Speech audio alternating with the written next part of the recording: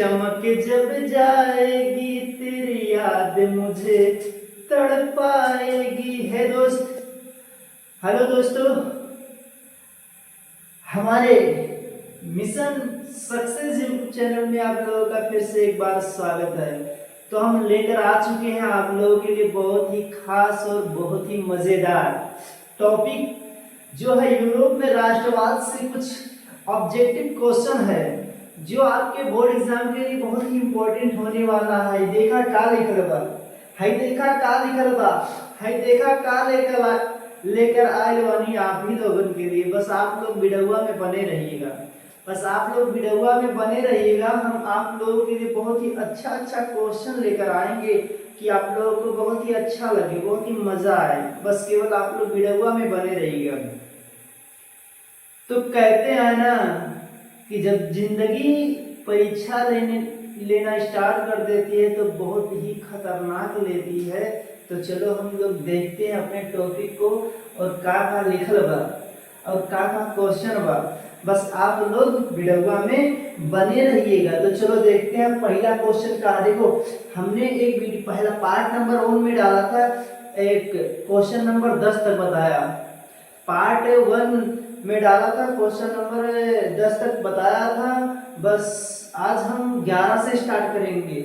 अगर आप लोग 1 से 10 तक नहीं देखे होंगे तो आप जाकर प्लेलिस्ट में, हमारे प्लेलिस्ट में वीडियो पढ़ा हुआ देख लीजिए, बहुत ही इंपॉर्टेंट क्वेश्चन है। आज चलिए हम 11 से स्टार्ट करते हैं। पार्ट नंबर 2, ये यूरोप में राष्ट्रवाद से जितना क्वेश्चन पढ़ाएंगे, अगर आप लोगों का एक भी इधर उधर हुआ तो फिर कहना हमसे। तो 11 नंबर क्या कह रहा है, देखिए ध्यान से देखिए। 11 नंबर क्या कह रहा है कि ले सिटाइन के विचारों का क्या अर्थ है। ले सिटाइन के विचारों का क्या अर्थ है यूरोप में राष्ट्रवाद। अगर आप चैप्टर थ्योरी पढ़े होंगे तो इसका मतलब जानते होंगे। ये कौन था, थ्योरी पढ़े होंगे तो आप लोग जानते होंगे। अगर आपको थ्योरी पढ़ना है तो कमेंट में एक बार जरूर बता देना, हम थ्योरी लाइव क्लास आप लोगों का चलाएंगे। बस केवल आप लोग वीडियो में बने रहिएगा, मेहनत से पढ़िएगा। पहला ऑप्शन नंबर है, देखो मातृभूमि, नंबर 2 है पितृभूमि, नंबर 3 नंबर सी है सिटोयेन, नंबर डी है नागरिक। तो देखिए इस क्वेश्चन को बहुत ही आसानी से हम समझ सकते हैं। देखो कह रहा है ले सिटाइन के विचारों का क्या अर्थ है। तो ले सिटाइन, अब इससे हम इसका विकल्प कैसे निकालेंगे। देखो ले सिटाइन, तो यहाँ देखो सिटोयन, देखो सिटोयन। क्वेश्चन नंबर से आंसर नंबर सी आपका सही रहेगा। ऑप्शन नंबर क्या, सी सही रहेगा। अब 12 नंबर का क्वेश्चन देख लीजिए क्या कह रहा है। 12 नंबर का क्वेश्चन कह रहा है कि 1789 की क्रांति, 1789 की क्रांति के बाद निम्नलिखित में से कौन सा परिवर्तन आया।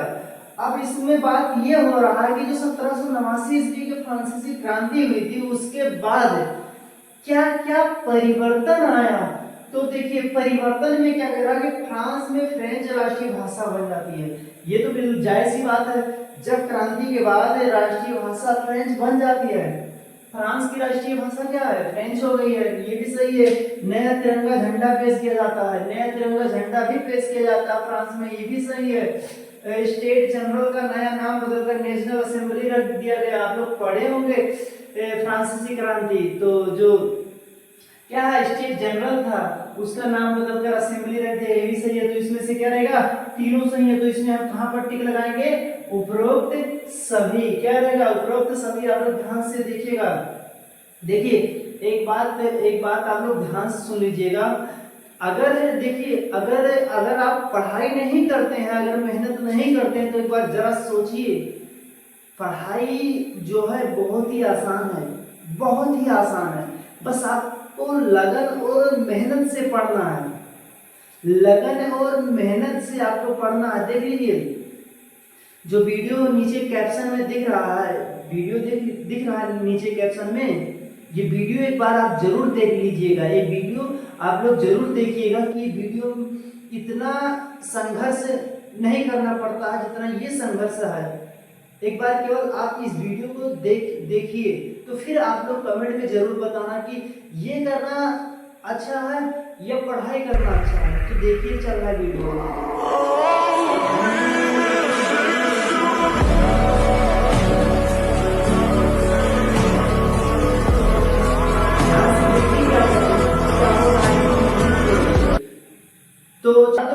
ना 1789, यार आप लोग खुद समझ सकते हो, आप लोगों को समझ होनी चाहिए। हमने 1789 की क्रांति पढ़ी, 1709 फ्रांसीसी की क्रांति पढ़ी, इसमें सारे के सारे परिवर्तन किए गए।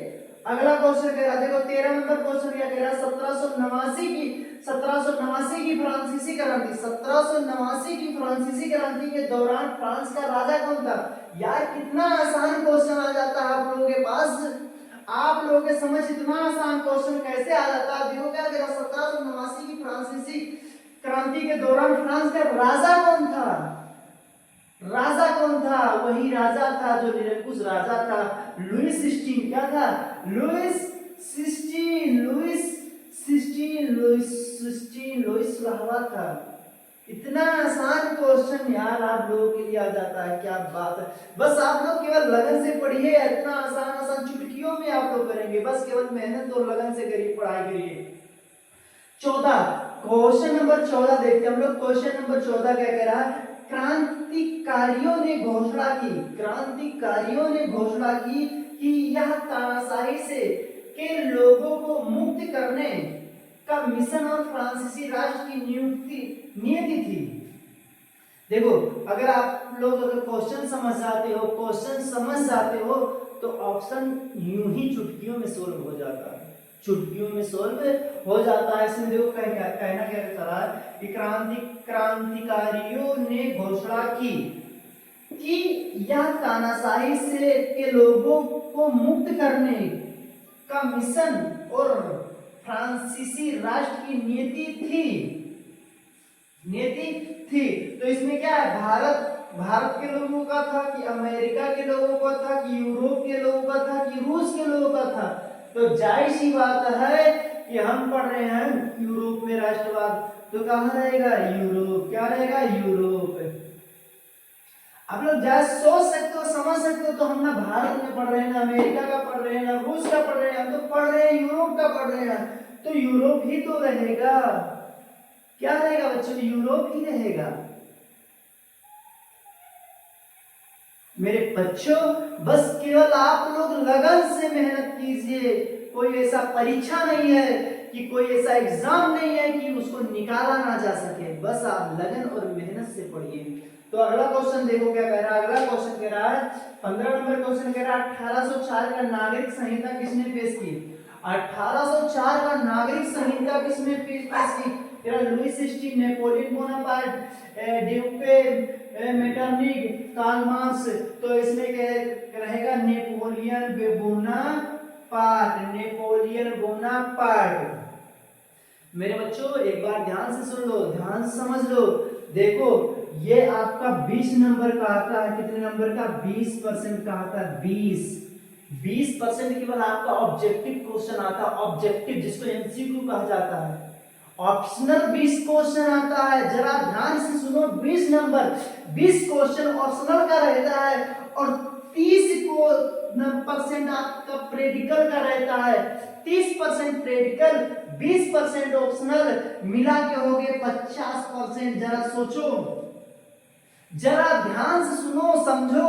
ये 50% आपका कुछ नहीं करना है, कुछ नहीं करना है। 50% आपको मिल रहे हैं बिना कुछ किए। 50% बस केवल यही इसमें फोकस कर लो आप लोग। 20% 20 नंबर के लिए केवल अगर आप ऑप्शनल पे ध्यान दे देते हो तो मैं गारंटी देता हूं, वादा करता हूं कि आपका 90% से प्लस अगर नहीं आया तो फिर कहना 90% प्लस। बस केवल आपको मेहनत करना है, लगन से मेहनत करना है, ध्यान से मेहनत करना है, झोंक देना अपने आप को। बिना संघर्ष के कुछ नहीं होने वाला, बिना मेहनत के कुछ नहीं। अगर कहोगे कि हाँ हमको केवल पास होना है, केवल पास होना है, नंबर कुछ भी आए, अरे क्या करोगे उस नंबर का? क्या करोगे पास होने के लिए? अरे जब तक पढ़ोगे नहीं, मेहनत नहीं करोगे, जब तक नहीं पास होगे, नहीं नंबर आएगा। तो ऐसी पढ़ाई का क्या मतलब यार? क्या फायदा ऐसी पढ़ाई का जिसमें नाम ना हो, पहचान ना हो, जिसमें नाम ना हो, जिस पढ़ाई के लिए, जिस मेहनत के लिए, जिस नाम के लिए अगर आप संघर्ष कर रहे हो, वही नहीं मिलेगा तो क्या मतलब है ऐसी पढ़ाई का। तो मैं कहता हूं कि अगर आप लोग ये कर लेंगे, ये जो आप ऑप्शनल का है, ऑप्शनल ऑब्जेक्टिव अगर आप कर लेंगे तो कोई माई का लाल ऐसा नहीं कि आपका 90 प्लस होने से रोक सके, 90 प्लस होने से रोक सके। बस केवल आप इस पे ध्यान दे दो, मेरे कहने से, मेरे से कहने से केवल आप इस पे ध्यान दे दो, ऑब्जेक्टिव पर, ऑप्शनल पर ध्यान दे दो, ऑब्जेक्टिव पर ध्यान दे दो, ऑब्जेक्टिव पर ध्यान दे दो जो 1 नंबर का रहता है, विकल्पीय पर ध्यान दे दो।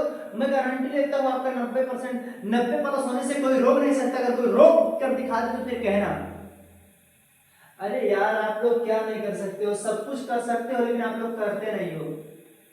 तो दिखा दो, लगा दो जोर और हमारे साथ बने रहो। 20 नंबर आपका हम यूं ही दिलवा देंगे, यूं ही, बस हमारे साथ बने रहोगे। एक भी क्वेश्चन अगर जाया जाएगा तो फिर कहना।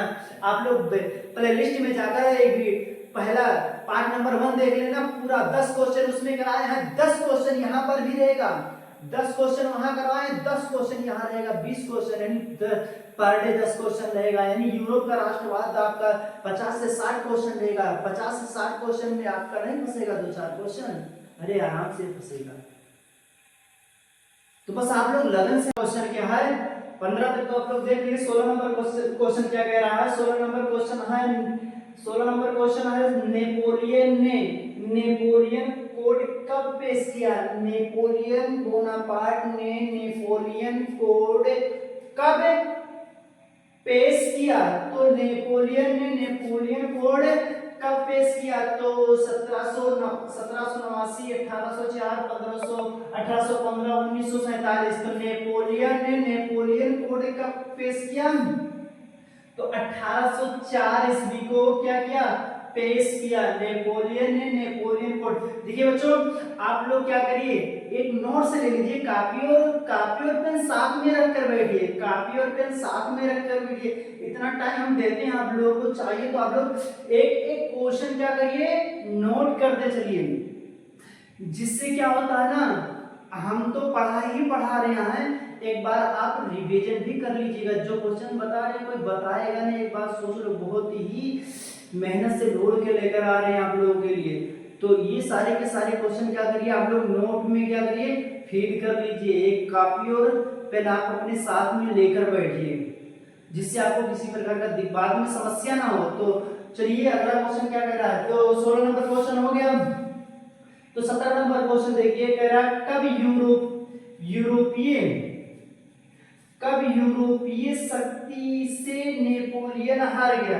यानी जो कह रहा है कि यूरोपीय शक्ति से नेपोलियन कब हार गया, यूरोपीय शक्ति से नेपोलियन कब हार गया। तो पहला ऑप्शन नंबर ए है 1800 ईस्वी, ऑप्शन नंबर बी है, ऑप्शन नंबर ए 1800 ईस्वी, ऑप्शन नंबर बी है 1789 ईस्वी, ऑप्शन नंबर सी है 1815 ईस्वी और ऑप्शन नंबर डी है 1830 ईस्वी। तो इसमें आपका क्या रहेगा, इसमें आपका रहेगा 1815 ईस्वी। क्या रहेगा 1815, यानी नेपोलियन बोनापार्ट था वो यूरोपीय शक्ति से कब हारा था। तो 1815 ईस्वी, 1815। देखो इसमें क्या कह रहा है, कब यूरोपीय शक्ति से नेपोलियन हार गया। इसमें आपसे इस भी तरीके से पूछ सकता है कि नेपोलियन ने यूरोपीय शक्ति से कब हारे। तो 1815 ईस्वी आप टिक करके आइएगा, यहाँ फिट करते चलिए। तो अगला क्वेश्चन क्या है, अगला क्वेश्चन क्या कह रहा है, अगला क्वेश्चन क्या कह रहा है कि उस लड़ाई का नाम बताइए, उस लड़ाई का नाम बताइए जहां यूरोपीय शक्ति से नेपोलियन बोनापार्ट की हार हुई थी। नेपोलियन बोनापार्ट की हार हुई थी। देखो यहाँ से आपका दो क्वेश्चन बन गया। नेपोलियन बोनापार्ट की हार हुई थी तो कब हुई थी, लिपजिंग की लड़ाई, प्लासी की लड़ाई, वाटरलू की लड़ाई, ओटोवन साम्राज्य की लड़ाई। पहले एक बार फिर से हम पढ़ दे रहे हैं आपको। ऑप्शन नंबर ए, जो ऑप्शन नंबर ए लिपलिज की लड़ाई, प्लासी की लड़ाई, ऑप्शन नंबर बी प्लासी की लड़ाई, ऑप्शन नंबर सी वाटरलू की लड़ाई, ऑप्शन नंबर डी ओटोवन की लड़ाई। तो यहाँ जो वाटरलू की लड़ाई जो होती है 1815 ईस्वी में होती है। तो बोनापार्ट किस लड़ाई में हारा था? वाटरलू की लड़ाई में हारा था। वाटरलू की लड़ाई में नेपोलियन बोनापार्ट हारा था। तो यहाँ से एक क्वेश्चन और बन जाता है कि वाटरलू की लड़ाई कब हुई थी? वाटरलू की लड़ाई कब हुई थी? तो 1815 ईस्वी में क्या हुआ था? वाटरलू की लड़ाई हुई थी, जिसमें नेपोलियन बोनापार्ट की पराजय हुई थी, हार हुई थी। तो अगला क्वेश्चन देख लो क्या कह रहा है। अगला क्वेश्चन 19 नंबर क्या कह रहा है? 19 नंबर क्या कह रहा है कि प्रत्येक का अर्थ क्या है? प्रत्येक का अर्थ क्या है? इसमें क्या प्रत्येक का क्या अर्थ है? तो ऑप्शन नंबर ए है, ऑप्शन नंबर ये कह रहा है, ऑप्शन नंबर है चुनाव लड़ने का अधिकार। ऑप्शन नंबर ये चुनाव लड़ने का अधिकार। ऑप्शन नंबर बी वोट का अधिकार। ऑप्शन नंबर सी समानता का अधिकार। ऑप्शन नंबर डी स्वतंत्रता का अधिकार। तो इसमें क्या कौन सा ऑप्शन रहेगा? यानी प्रत्येक का अर्थ होता है वोट देने का अधिकार। क्या रहेगा? वोट देने का अधिकार। दिमाग में बिठाते चलना है। यानी प्रत्येक का अर्थ क्या होता है? वोट देने का अधिकार। अगला नंबर क्वेश्चन नंबर बी क्या कह रहा है? एरे को मापने के लिए इस्तेमाल की जाने वाली इकाई है। एले को मापने के लिए इस्तेमाल की जाने वाली इकाई है। यानी एले को मापने के लिए, यानी जो एले है किस वस्तु को मापने के लिए इस्तेमाल किया जाता है? तो पहला क्या कह रहा है? शरीर की ऊंचाई। नंबर 2 है वजन। नंबर सी है कपड़ा। नंबर डी है भूमि का क्षेत्र। तो इसमें क्या रहेगा? एले। एले जो है कपड़ा मापने की इकाई है। क्या है? कपड़ा मापने की इकाई है। तो दोस्त आज का क्वेश्चन हमारे यहीं तक रहा है, यहीं तक। तो आई होप आपको ये वीडियो बहुत ही अच्छा लगा होगा। तो दोस्त कापी और पेन आप साथ में लेकर बैठिए, क्योंकि जो क्वेश्चन बता रहे हैं बहुत ही मेहनत करके ढूंढ के लेकर आ रहे हैं आप लोगों के लिए। बस आप लोग मेहनत से पढ़िए। आप लोग कहेंगे तो हम थ्योरी का पूरा क्लास चलाएंगे, ऐसा बात नहीं है। बस आप लोगों की साथ चाहिए। देखो आप साथ देंगे, आप मेहनत करेंगे तो हम भी मेहनत करेंगे। आप साथ देंगे तो हम भी साथ देंगे। मेहनत से पढ़ाएंगे, मेहनत से पढ़ना। जितना पढ़ाएंगे उतना पढ़ना ही, आपका एक भी नंबर जाया नहीं जाएगा। तो चलो मिलते हैं अगले वीडियो में। देखो पहला वीडियो अगर नहीं देखे होंगे तो आप लोग प्ले लिस्ट में जाकर क्या करिए, वो वीडियो देख लीजिए। वो वीडियो बहुत ही इंपॉर्टेंट, बहुत ही महत्वपूर्ण वीडियो है। जाकर आप लोग प्ले लिस्ट में वो वीडियो को देख लीजिए और मेहनत से पढ़िए दोस्त। हम आशा करते हैं आप लोग का दिन अच्छा जाएगा और बहुत ही मस्त रहोगे। जय हिंद, जय भारत। मिलते हैं नेक्स्ट वीडियो में।